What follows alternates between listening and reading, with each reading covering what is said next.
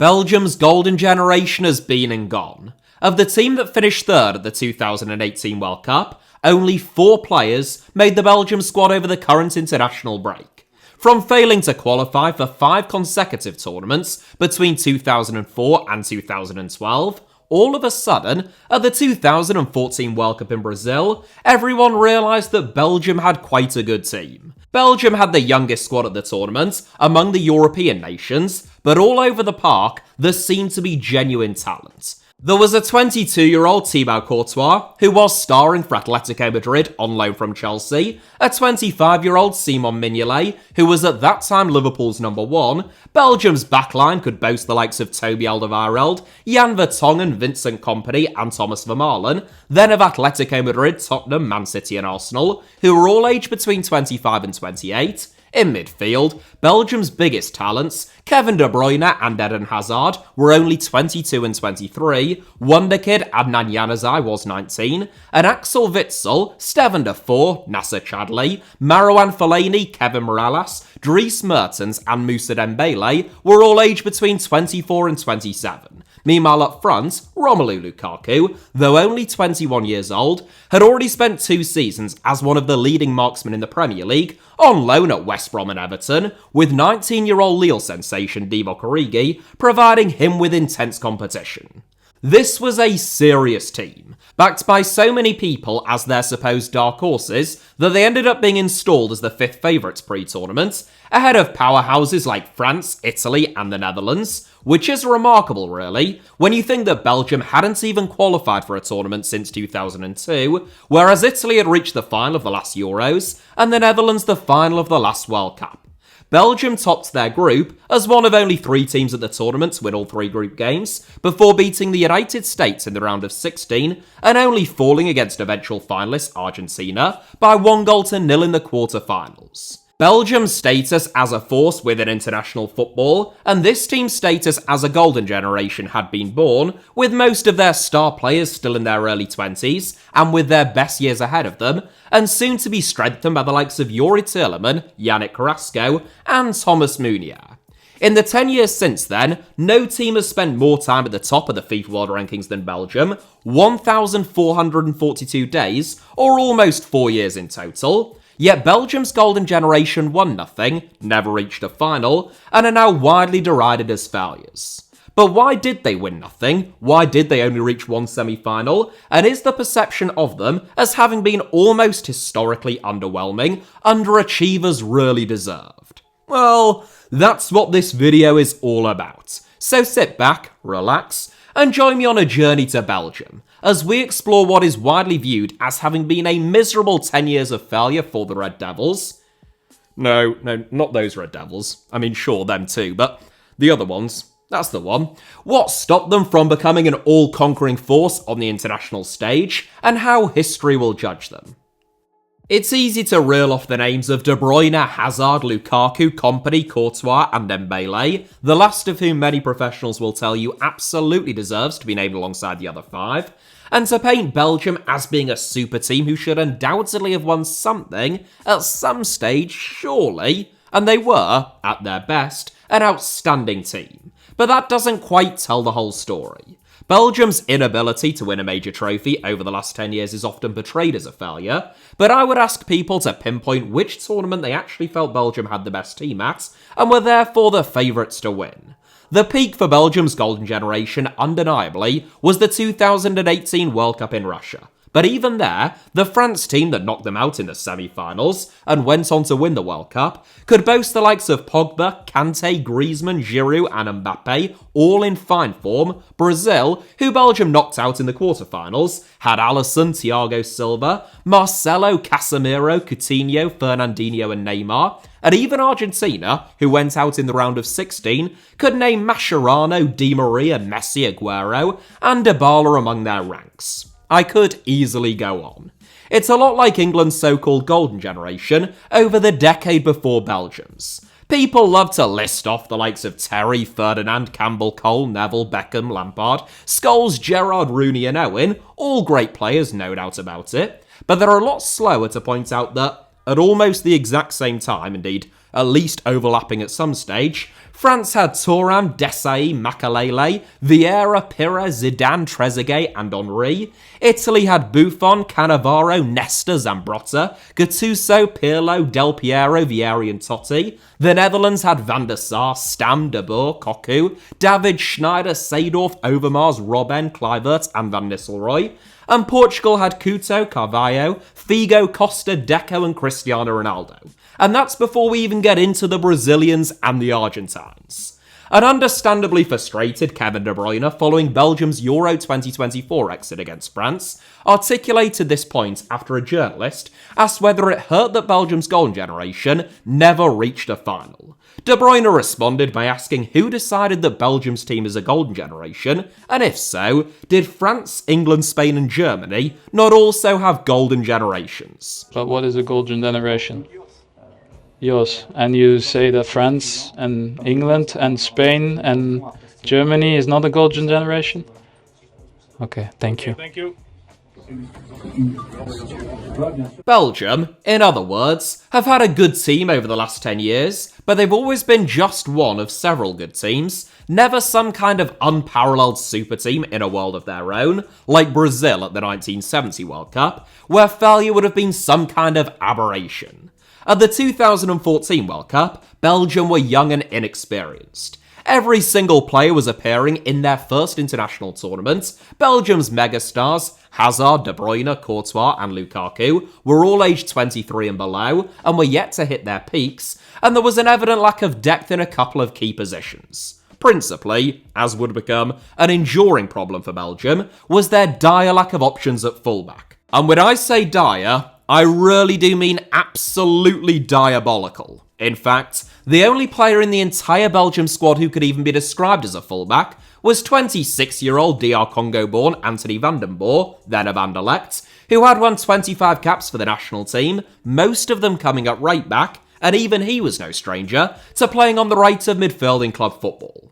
And then, well, that was it. What's more, despite his early promise, Van den Boer had struggled following a move to Serie A, hence his return to Belgium. He hadn't played 90 minutes for the national team since 2011, and indeed, he hadn't played any minutes for Belgium since 2011 until 2014. Van den Boer was considered one of the weakest members of the Belgium squad by 2014 then, likely only included due to Mark Wilmots' lack of options at fullback, and he didn't get any game time until Belgium's third group game against South Korea, by which stage they'd already qualified for the knockouts. In that game, Van den Boer broke his ankle, ruling him out for the next 4 months. He only ever won 2 more caps for the national team. As a result, Wilmot shoehorned 2 of his centre-backs, of which he had several, into the fullback positions. It was Toby Alderweireld at right-back and Jan Vertonghen at left-back who drew the short straws, with Vincent Kompany and the vastly experienced Daniel van Buiten, who waved farewell to football at that tournament, age 35, who were allowed to play in their preferred positions. Alderweireld and Vertonghen, who later became teammates at centre-back at Tottenham, were both very good players, but Alderweireld was coming off the back of a tough debut campaign with Atletico Madrid and never looked comfortable at all at right-back, and Vertonghen, who looked slightly more assured at left-back than Alderweireld did at right-back, though still clearly playing out of position, came into that World Cup off the back of a string of ankle injuries that had limited his game time at Tottenham. It was a major flaw which the likes of Algeria, the United States, and Argentina all exploited. It was Argentina who ultimately sent Belgium packing, beating them 1-0 in the quarter-finals courtesy of an early goal by Gonzalo Higuain, and when you compare not just the fact that Argentina's star men, like Messi, Mascherano and Di Maria, were all at the peak of their powers and playing some of the finest football of their careers, unlike Belgium's young guns and less experienced star men in Hazard, De Bruyne and Lukaku, but most notably, the squad depth of both teams, I don't think that you can call Belgium's 1-0 defeat a major failure on their part. Whereas a 19-year-old Divock Origi started up front for Belgium, with 21-year-old Romelu Lukaku replacing him after 59 minutes, 2 players who had scored 6 and 16 goals the previous season, Argentina started Messi and Higuain up front, who had scored 41 and 24 goals the previous term, with Rodrigo Palacio, who had scored 19 for Inter Milan, Sergio Aguero, who had scored 28 for Manchester City, and even Ezequiel Lavezzi, who had scored 12 for PSG, all waiting in the wings. Squad depth, like fullbacks, is something that Belgium's golden generation never really had. Even at their peak, at the 2018 World Cup, once you got to the 19th or 20th members of Belgium's squad, I wouldn't say that you were scraping the barrel exactly, but it didn't quite match up to the quality of the top national team squads. France, who knocked Belgium out in the semi-finals before winning the World Cup in Russia, provide the best example. The likes of Adrien Rabiot, Anthony Martial, Alexander Lacazette, and even Dimitri Payet didn't make Didier Deschamps' squad for the World Cup, let alone just miss out on their starting 11. France's bench against Belgium boasted the likes of Corentin Tolisso, who joined Bayern Munich in 2017 for €47.5 million, €70 million Atletico Madrid signing that summer Thomas Lemar, and Ousmane Dembele, who joined Barcelona a year earlier for a potential €145 million. Their bench. In terms of the two starting 11s, there was little to split France and Belgium, as indeed was the case over the course of the game as a whole. But when it came to changing the game, Didier Deschamps had far stronger options than Roberto Martinez, as tended to be the case whenever Belgium's golden generation came up against a fellow top national team. The fact that Belgium's deficiencies were rarely noticed is, I think, a result of the different ways that we think about different national teams. We expect Brazil, Germany, even England, to always have strong squads, so whenever they have glaring weaknesses, they are emphasised and put under the spotlight. We don't expect, or certainly didn't expect prior to 2014, Belgium to have such a strong squad, so their strengths, namely their star players, were what was overemphasised and put under the spotlight, whereas their weaknesses were glossed over or entirely overlooked. Likewise, once the concept of Belgium's golden generation had been established in 2014, every promising Belgian player became further evidence of their incredible strength in depth. It didn't matter that most of them never fulfilled that promise or those expectations, the narrative had been set. When the likes of Christian Benteke, Divock Origi, Michy Batshuayi, Adnan Januzaj, Thorgan Hazard, Yari Verscharan, or even Yuri Tillman burst onto the scene, I burst onto the scene, didn't I? it was portrayed as being a case of, bloody hell, here comes another one, with much less attention given to the fact that, as a collective, few of them ever actually made a tangible or consistent contribution to the Belgian national team. In other words, their emergence gave the illusion that Belgium had a greater talent pool and depth, without the reality ever really matching up with it. After Belgium went out in the quarter-finals of Euro 2016, losing 3-1 against Wales, former Belgium star man and Conservative politician Mark Wilmots was sacked. He was replaced by Roberto Martinez, who was out of work following 3 years at Everton. Martinez was viewed as a left-field appointment, especially given the World Cup winner Marcelo Lippi and the vastly experienced Louis van Gaal, who had outperformed expectations with the Netherlands at the last World Cup, were reported to have expressed an interest in the job. Belgium became a much more possession-based team under Martinez, utilising their quality in midfield to dominate games, as well as packing central areas. To combat Belgium's lack of fullbacks, Martinez implemented a 3-4-3 formation, allowing Alderweireld and Vertonghen, by this stage teammates at Tottenham, and playing the best football of their careers, to play at centre-back in their natural roles, either side of Manchester City captain Vincent Kompany, forming an outstanding back three, rather than a mishmash and disorganised back four. Although Belgium still didn't have any compelling options at fullback, the likes of Nasser Chadli, Thomas Meunier, Yannick Carrasco, and later the likes of Thorgan Hazard and Timothy Castagne, all flourished at times in Martinez's system as wingbacks, and with them offering the width, the likes of Eden Hazard, Kevin De Bruyne, Dries Mertens, or whoever else happened to be playing in a front three alongside Romelu Lukaku, tended to be given the freedom to roam, making Belgium difficult and unpredictable to defend against.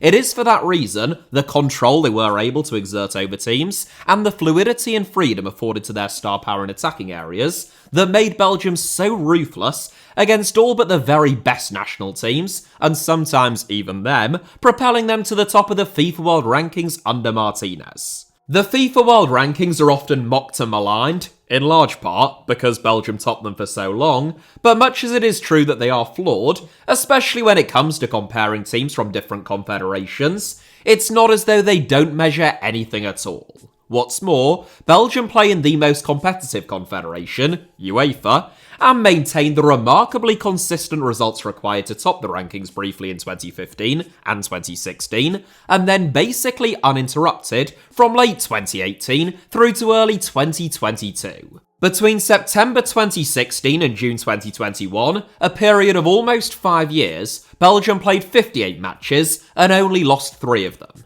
You can underplay that as much as you like, talk about trophies, clutch moments, and when it matters most, but there's no way of spinning it as being anything other than an amazing record, and an illustration of just how ruthless and consistent Belgium were. Before their defeat against France at the 2018 World Cup, Belgium hadn't lost in almost 2 years, with their last defeat coming against Spain immediately after their Euro 2016 defeat against Wales. Whatever the methodology, there wouldn't be many ranking systems that wouldn't have had Belgium as one of, if not the best national team, in the world throughout this time. What hurt Belgium when it mattered most, outside of a lack of depth and a couple of glaring weaknesses, was a series of unfortunate injuries. It's often overlooked, but Belgium's genuine superstars, Eden Hazard, Kevin De Bruyne, Vincent Kompany, and even to a certain extent, Romelu Lukaku and Thibaut Courtois, are all players who have spent extended periods of time on the sidelines through injuries, meaning that they were rarely actually all on the pitch for Belgium when it mattered most at the same time. The fact that those 5 in particular are all such similar ages, less than 7 years separates Kompany and Lukaku, with the gap reduced to just 2 years between them all if you take Kompany out of the equation, was great in terms of Belgium's stars peaking simultaneously, but not so great in terms of spreading out the window of opportunity in which Belgium had a genuine shot at winning anything. Arguably, the only tournaments in which that was a realistic prospect were the 2018 World Cup, Euro 2020, and, at a stretch, Euro 2016. And even then, there's only really the 2018 World Cup in Russia, where I would have put Belgium among the 3 favourites.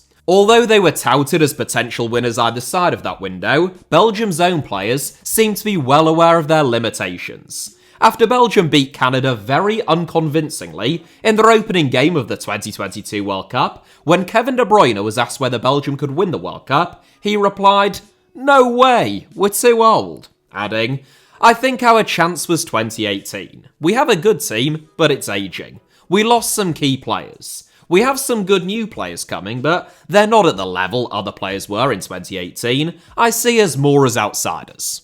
End quote.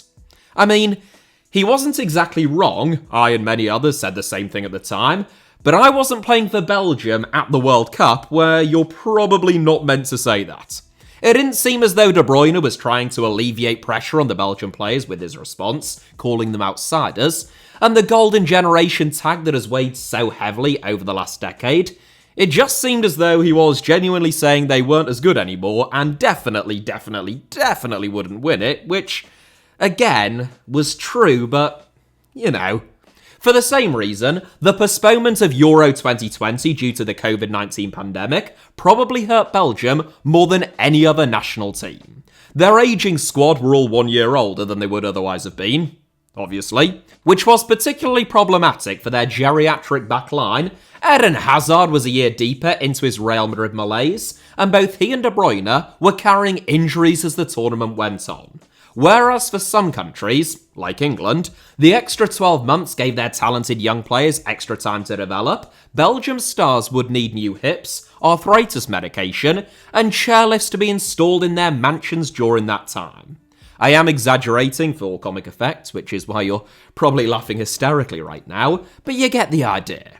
It also didn't help matters that some of Belgium's star players, Yannick Carrasco, Axel Witsel, Marouane Fellaini and Moussa Dembele, all packed up for China as soon as the Chinese Super League began splashing the cash, some of them when they weren't even that old, and due to a lack of depth, Belgium could scarcely afford to drop them just because they were no longer competing at an elite level.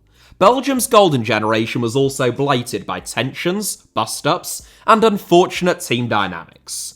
Belgium is a nation divided, quite literally, into three highly autonomous regions, namely Flanders, Wallonia, and the Brussels capital region. The modern state of Belgium was founded in 1830, but it was founded in a state of deep distrust.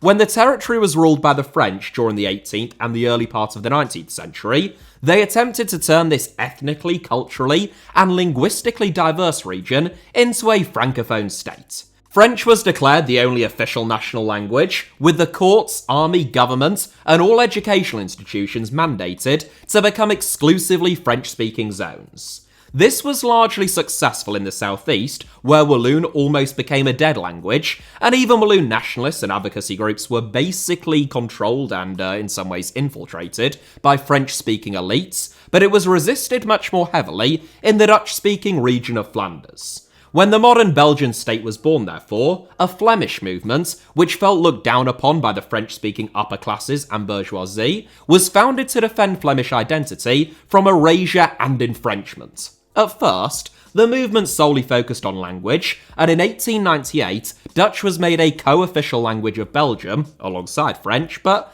French remained the prevailing language in almost all Belgian institutions. This became a particular inflection point during World War I and World War II, when all orders by officers were given in French, even those being delivered to Dutch-speaking Flemish units that didn't speak a word of French. During this time, the Flemish movement became much more radical, advocating, at one stage, for the breakup of Belgium and Flemish unification with the Netherlands. The fact that the two major political parties associated with the Flemish movement contained significant fascist tendencies and collaborated with the Nazis during World War II saw those more radical proposals fall out of favour during the post-war era, but the increased prosperity of Flanders, which has almost twice the population of Wallonia, led to the movement being afforded greater concessions in the second half of the 20th century, through fear among Belgium's French speakers that, without them, Flanders would become the dominant political and cultural force in Belgium and eventually make the country entirely Dutch-speaking.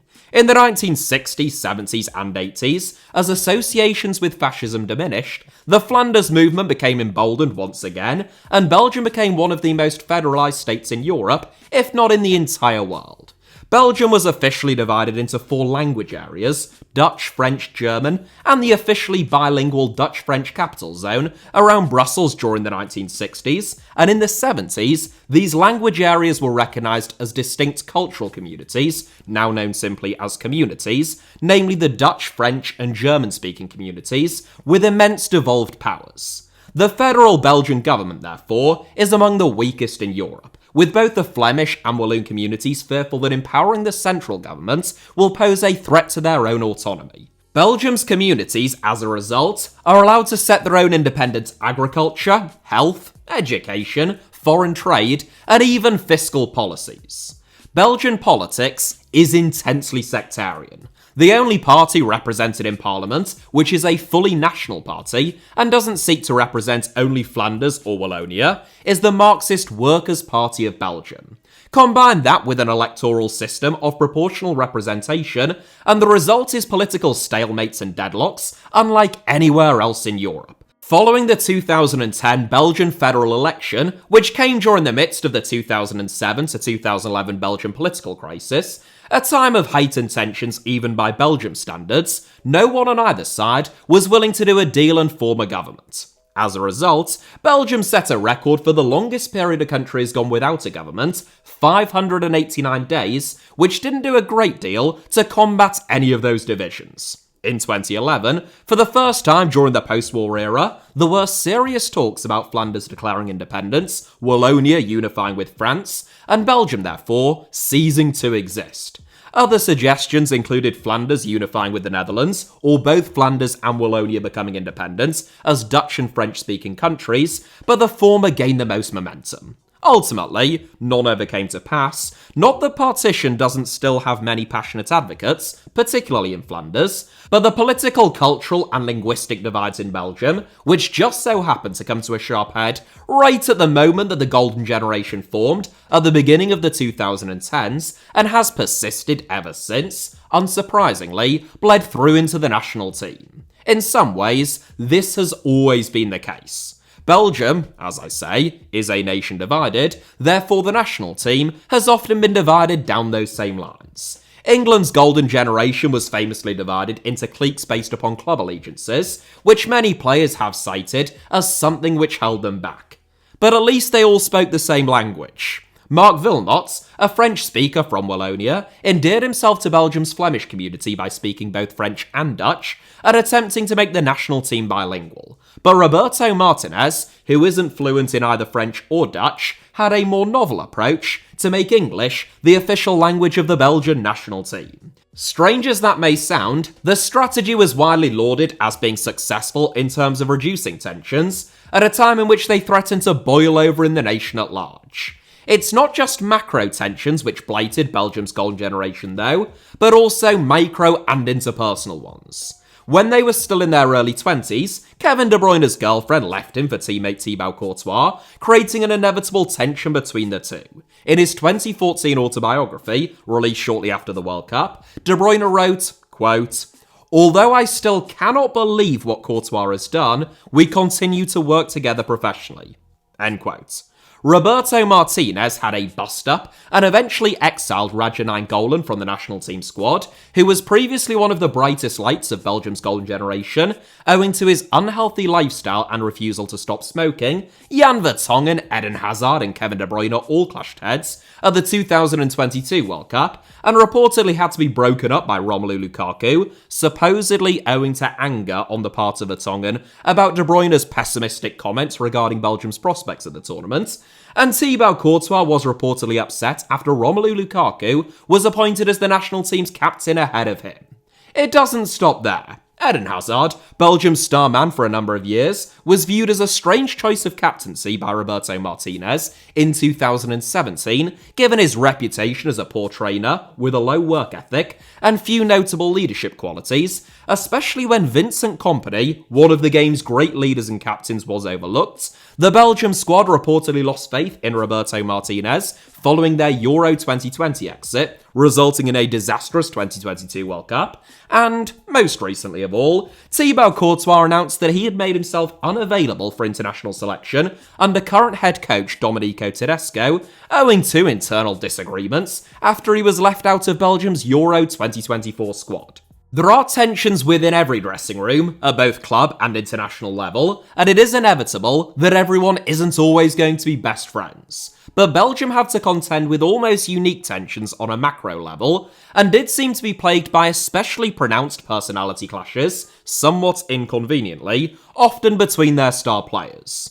The one tournament where Belgium didn't have any major bust-ups or confrontations, as far as we're aware, nor many major injury problems, was the 2018 World Cup, where, once again, they enjoyed by far their best tournament. Sometimes it happens that the two best teams at a tournament, due to the formatting and the draw, meet before the final, and personally, I think that was the case at the 2018 World Cup.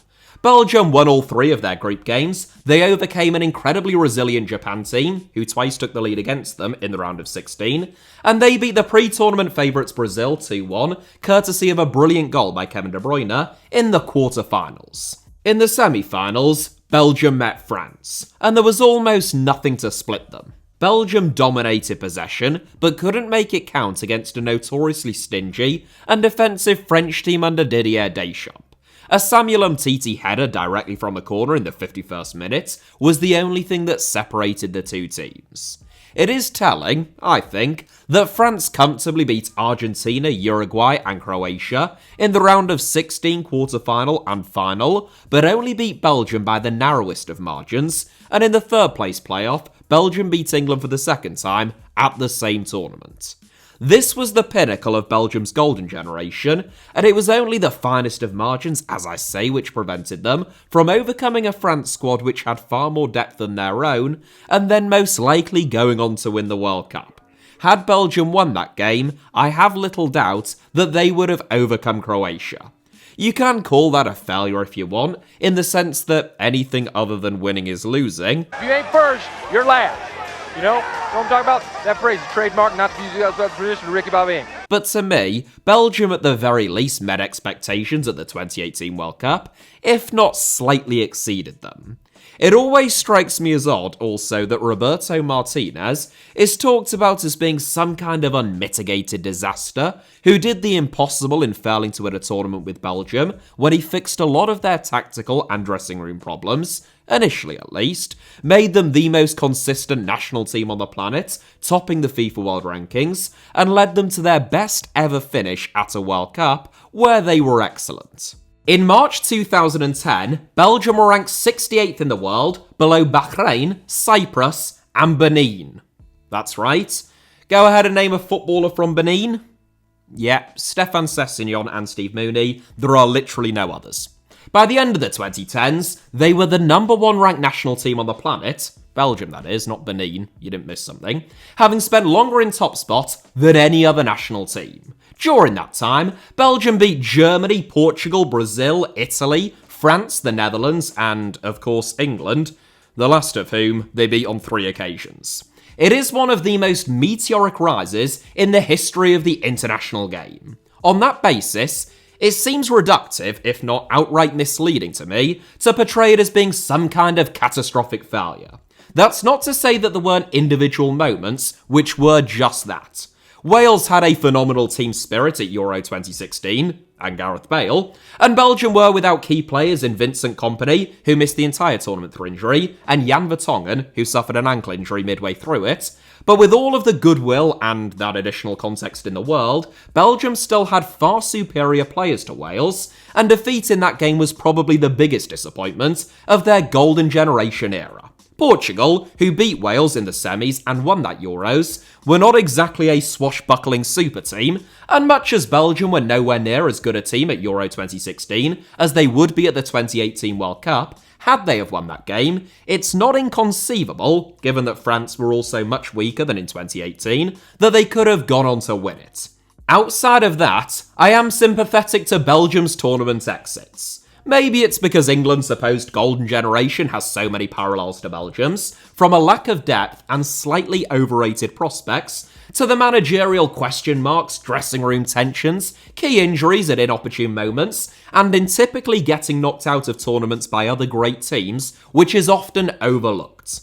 At Euro 2020, by which stage Eden Hazard's career had already nosedived at Real Madrid, Belgium were one of only 3 teams to win all 3 group games. They knocked out the holders, Portugal, who arguably had a stronger team than them in the round of 16, and then the team of the tournament, Italy, who went on to win the Euros, were the only team to beat them, very narrowly, in a game where Italy scored 2 of their 3 shots on target, and Belgium could only score 1 of their 4. Had it not been for COVID pushing that tournament back a year, and indeed, Belgium's Euro Stadium never being built, which would have allowed them to play several games at home like England and Italy did at that Euros, rather than having to fly here, there and everywhere all over the continent from game to game, who knows what might have been. I am glossing over the 2022 World Cup, where Belgium were a total disaster, and even Euro 2024, where they were just sort of okay, because, to my mind, the Belgium team had been so depleted, and even some key players who stuck around were so old, that it was no longer part of the Golden Generation era. To continue the parallels with England, it reminded me a bit of the 2014 World Cup, where the Golden Generation tag was still stuck to the likes of Frank Lampard, Steven Gerrard and Wayne Rooney, but the former 2 certainly look like old cart horses being paraded around the sweltering heat of the Brazilian rainforest, with all of their pals like Ferdinand, Becks and Scholes long since departed, and replaced by much more modest talents. It is worth noting that Belgium's golden generation may have been and gone, but that doesn't mean that Belgium itself has. I mean, it's not yet been partitioned for a start, so there's that, but from a football perspective, Belgium's production line didn't finish, with Hazard, De Bruyne and Courtois. Some of the biggest talents of the current Belgium team, leading them into the next generation, like Jeremy Doku, Louis Openda, and Amadou Onana are all in their early 20s, and there is an abundance of even younger talent waiting in the wings, like RB Leipzig goalkeeper Martin van der Voort, Chelsea midfielder Romeo Lavia, Leeds United winger Largi Ramazzani, and Borussia Dortmund forward Julian Duranville. It may be the case that Belgium's new generation has fewer stars but more depth, and is allowed to flourish outside of the spotlight and the sometimes unimaginable expectations and intense scrutiny of the team which preceded them. Put simply, Belgium's golden generation was probably never quite as good as some people made out, certainly past their star-studded starting 11, but their new generation is probably a little bit better than a lot of people seem to think. Following some golden generations, the likes of Australia and Nigeria experienced massive drop-offs, going from teams full of superstars to a real dearth of talent. I don't think that the same is true of Belgium. They are still ranked 6th in the world, it's worth bearing in mind, despite poor showings at the last 2 tournaments, and those failures may actually prove to be a blessing for the next generation. Yet again, there are some parallels with England. Belgium still have a competitive team, a bit like England at the 2018 World Cup, who are young and inexperienced, but also talented and unburdened by the failures of previous generations, and are allowed to flourish in a much healthier environment. Well, that's if the country doesn't dissolve its parliament, break out into a full civil war, and split into 3 parts before they reach their peak. Anyway, that's it for today's video. Hit the like button if you enjoyed it. I sincerely hope that was the case. Let me know your thoughts down below in the comments, and of course, make sure that you are subscribed and have notifications turned on not just for this channel, HITC Sevens, but also my second channel where I promise there will shortly be a 4th video, but check out the first 3 if you haven't already. Both of which should be about to appear on your screens now, along with a couple of videos that you might enjoy watching after this one. You can also find me on Twitter, Instagram, or Threads via the username @HITC Sevens on all 3, should you wish to do so, and all of those links plus a whole lot more should be down in the video description below. Cheers.